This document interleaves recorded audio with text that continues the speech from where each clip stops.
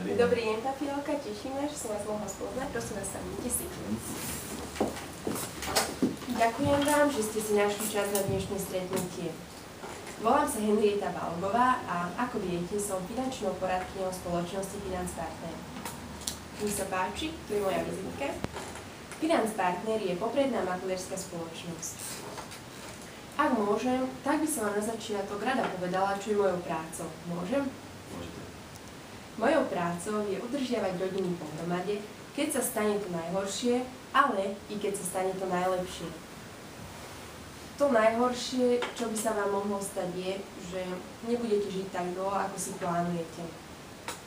Vždy, keď niekto predčasne umrie, nastanú dve straty. Je to strata emocionálna a finančná.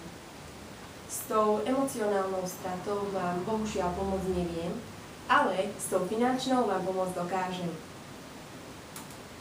Keď niekto predčasne umrie, rodina naďalej musí splácať banky hypotéku, platiť účty, či už sú to účty za plyn, elektrínu, vodu.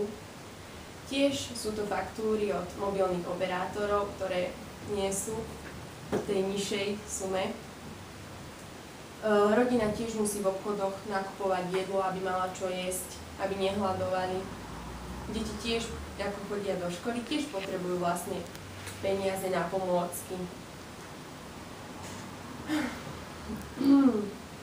Každý siaha do vášho vrecka, no len my sme jediní, ktorí vám do vrecka peniaze prinášajú. Vďaka nám, našej spoločnosti a plánovaniu, ktoré s rodinami robíme, môže rodina aj naďalej ostať bývať v tom istom dome či byte, platiť účty, deti môžu chodiť do tých istých škôl a tiež môžete chodiť na rodinné dovolenky. My sme jediní, ktorí prinášajú dobré správy vtedy, keď sa už všetko zdá byť beznádejné. Nejde tu o produkty, poistné či provízie, ale o možnosť voľby. To najlepšie, čo by sa vám mohlo stať, že budete dlho žiť. Keď ľudia dosiahnu vek, v ktorom už nechcú alebo nemôžu pracovať, musia vyžiť z toho, čo si nasporili. Aj keď prestanete pracovať, stále potrebujete peniaze na život a platenie účtov. Je to tak, pán klient? Áno, je to tak. Ak si človek sporil a odkladal peniaze, potom sa jeho životný štýl nezmení. Ale ak si však neusporil dosť, jeho život sa zásadne zmení a stratí tvár. Aby prežil, bude musieť predať svoj majetok, bývať s príbuznými, alebo sa spoliehať na štát. Tu nejde o produkty, ani poistné, ani o provízie, ale o dôstojnosť. Vďaka plánovaniu, ktoré s rodinami robíme, im ponúkame istotu do budúcna. Ako som už spomínala, našou prácou je udržiavať rodiny pohromade, keď sa stane to najlepšie, ale i keď sa stane to najhoršie. Predáva možnosť voľby a dôstojnosť. Sú pre vás možnosť voľby a dôstojnosť dôležité? Určite sú. Výborne. Poďme sa teda spolu pozrieť na vašu súčasnú a želanú situáciu. Rada by som vám ukázala proces, ktorým si spolu prejdeme. Môžem? Áno, môžete.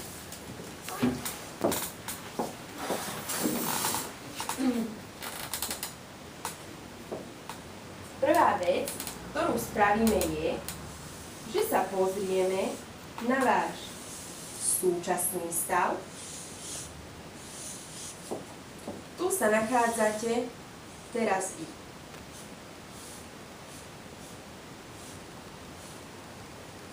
A tuto by sa nachádzal váš želaný stav. Čiže v tomto želanom stave máte dôvod na úsmev. Pán klient, čo by ste chceli dosiahnuť? Aký je váš cieľ? Chcel by som rodinný dom. Výborne.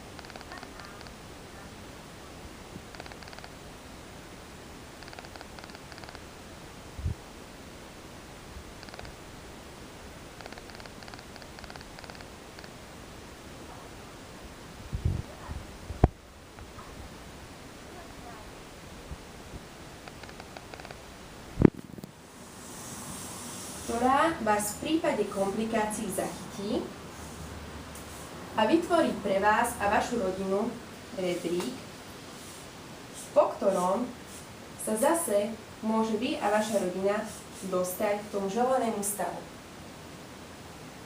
Dáva vám to zmysel, pán klient? Áno, rozumiem. Aby sme presne vedeli stanoviť váš súčasný stav,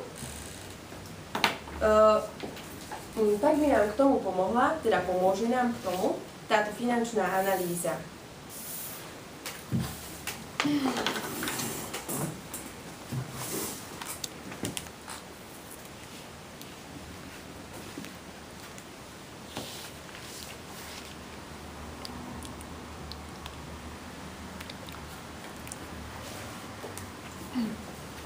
Podmienky našej spolupráce sú, je to predovšetkým otvorenosť. Otvorenosť je vlastne základom spoločnej spolupráce.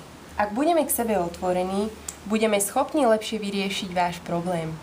Ako napríklad, keď ste u svojho lekára. Tiež mu musíte, teda mali by ste, povedať pravdu, aby vedel diagnostikovať váš problém, takisto ako my stanovíme váš finančný stav. Druhou podmienkou našej spolupráce je diskrétnosť. Naša spolupráca môže byť definovaná ako napríklad vzťah lekára a pacienta.